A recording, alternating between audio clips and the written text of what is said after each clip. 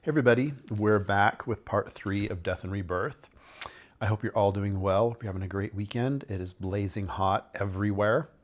Many of you know that I work up at City of Rocks, and it's like 7,500 feet up there, and it usually never gets much over 90. And I looked yesterday, and it was 100, almost 99 or something. I'm like, ooh, even if City of Rocks is hot, it's hot everywhere. Yeah, so getting right into it, Death and Rebirth, part 3. Today I'm going to talk about the value of pain. And, pain is the great reconciler, I feel like. One of the things we have built into this system of ours, this spiritual system of incarnation, is that anything that isn't leading us towards our divinity will eventually end in pain. And it is there because sometimes we need a big enough push to get back on track. And you've maybe heard me use the analogy a lot that as souls in our soul's journey, it's like we arrive here when we're new souls, in the amusement park. And we start riding rides and, we think that ride looks good and that ride's going to get us back to our divine source, but we ride it for a while and then we realize it's not.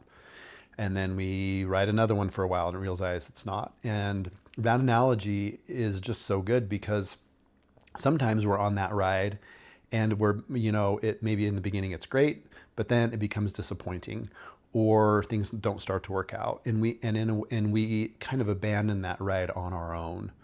But there are rides that we don't want to abandon on our own. There are rides that, that like if you're making $1 billion from insider trading, like our president, is doing, he may not want to get off that ride. But his life and his soul's journey will eventually go dark. And it will become so painful that he realizes that he can't continue to do what he's been doing. And it might be in this lifetime, it might be in the next lifetime, because it is the soul's journey. And so we have this element of pain that comes into play.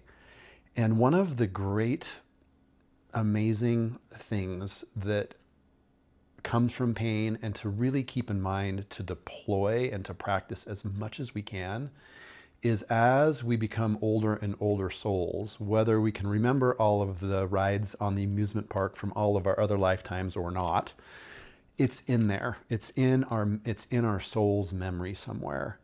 And as we look out over the landscape of our relationships and of government and the world, hopefully what we can do is we can see people that are in pain and we can have forgiveness for whatever that is.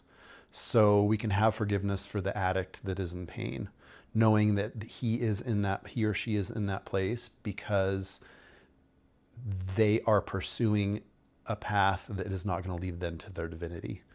We can look at somebody who is maybe on course for pain, somebody who's having a great time, but we realize like this isn't going to last for them.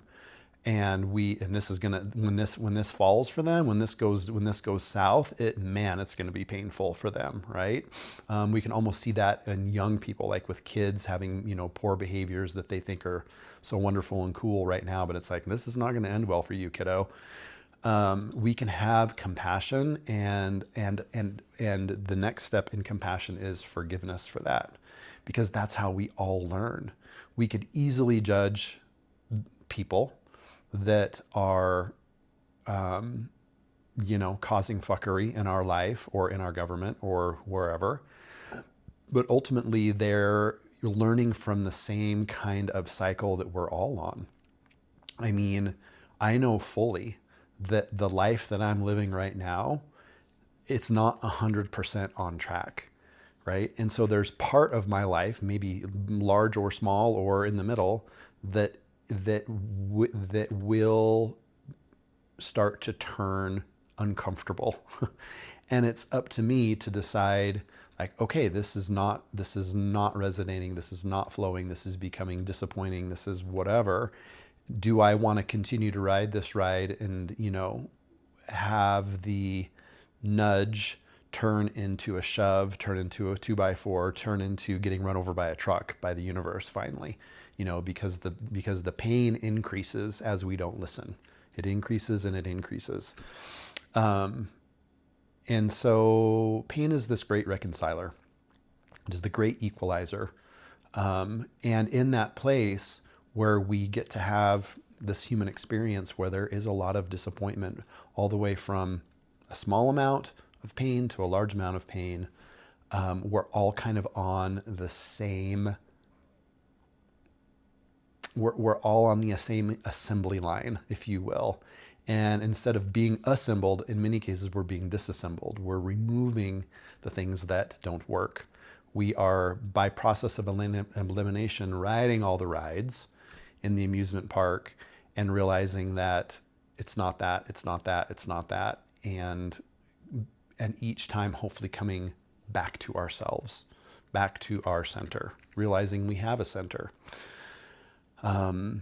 Yes, and so it's pain, and hopefully with that we can start to deploy and we can start to practice compassion and forgiveness for where everyone is at, because we're all doing the same thing in some way, shape, or form.